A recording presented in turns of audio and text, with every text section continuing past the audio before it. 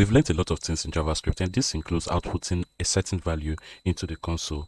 To do that, we simply type console.log followed by the value we want to console, save, and then refresh our browser to see the value in the console. Printing out a single paragraph in the console doesn't seem a difficult task, but imagine the case where we are tasked to print the presentation made by 6 students. So we would have something like this, the console log followed by the presentation the person made, and we'll have to do the same thing for the rest of the students. Now when we save and refresh this, we'll get the value in the console. Even though our solution worked for this particular question, this is still not the best approach. In fact, we can see that we are repeating console.log on each line every time we try to print out the presentation by student. If we're asked to do this for more than 10 times, we would see the struggle that will come with that. The reason why our code here is not regarded as the best solution to the problem and could potentially be considered as a bad code is because in programming, we are not supposed to repeat code. Now, there is a rule that supports this idea, and it is known as DRY, which is don't repeat yourself. To help deal with the issue of code repetition in JavaScript, we have a built-in method known as functions. Functions do not only help us get rid of code redundancy and code repetition, they also introduce code reusability, which means we can use functions in different parts of our code. To create functions in JavaScript, we start with the function keyword, followed by the name of the function, then some parentheses with some curly braces. Now within these curly braces, that is where we put our code that we want the function to run for us. In this case, we are going to print out the presentation made by a student. So to do that, we put in the console.log within these curly braces, then the value we want to output in the console. Now, this process of creating a function is known as declaring a function. The technical term is declaring a function. Now, to use this function, we have to call it. And to call a function, we simply type the name of the function outside the function declaration, then followed by some parentheses. Now, this parenthesis indicates to the JavaScript engine that we are trying to call this function. Now, we save and refresh. We now see our value in the console. The process of calling a function is also known as invoking the function. The reusability of a function simply means that we can call it as many times as we want. If we duplicate this code, save and refresh, this hello, my name is John will be printed as many times as we repeated this code here. When we refresh our browser, we can see this paragraph is being printed 3 times in the console.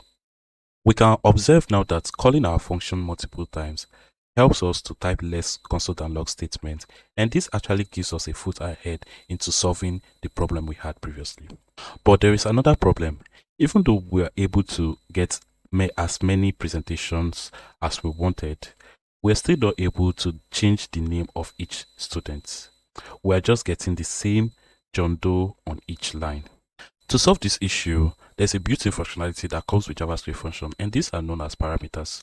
Parameters are values we pass into the function's parentheses, and we can pass as many as we want. So here I'm passing in the first name parameter, followed by some comma to indicate that I want to have more than one, then the surname. Now we observe that we passed in 2 parameters within our function's parentheses. Parameters behave like variables, but they only exist within this function's declaration. To even test that, let's comment out the function calls we made here and try to access the variables of the parameters of this function outside of its declaration. When we save and refresh our browser, we see that we have some errors here. Now, this is to tell you that the parameters only exist within the scope of our function, and we will take a look at what scopes are in later lessons. Now that we've taken a look at what parameters are, let's take a look at them in action. So to do this, I will basically perform some string concatenation using the parameters we passed into this function here. So I'll type some console.log followed by the phrase we want to print out in the console. Now we have our full phrase here. So whenever we call this function, hello, my name, with the name, which is this first name here, and then the surname being printed in the console. Now to do this, we have to call the function.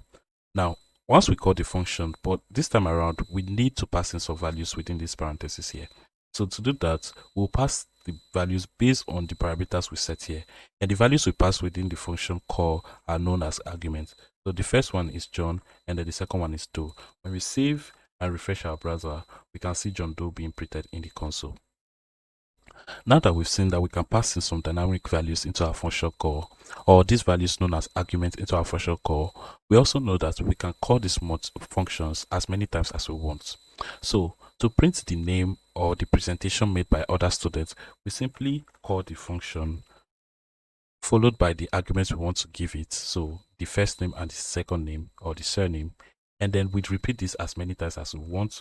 When we save and refresh our browser, we can see that we got the names that or the presentation that we wanted from each student. Also, logging values out of a function is not the only way to use functions. In fact, there's a second keyword, or there's another keyword we need to know about. If I comment out or remove this console log from here, then I'll be able to type in the keyword we want to use, which is the return keyword. The return keyword basically indicates to our function or tells our function to return a certain value out of it. Now, this return function doesn't work the same way the console.log works. So when we say return a value, we expect our function to be assigned to another variable that will help us hold the value that this function is returning. So we create a variable outside the function declaration called new presentation. Then we assign it the function's call, then pass in the values that we want into this function. And then when we save and refresh, we don't get anything. But when we console log this value here, like this, when we save and refresh, then we can see that the value being returned from this function here is being assigned to this presentation variable here. And this way of writing code is called a function expression. With everything we've learned so far, you'll be able to create functions on your own and then customize them to your needs. Thanks for watching this video. Please don't forget to like, share, and subscribe. I'll see you in the next one.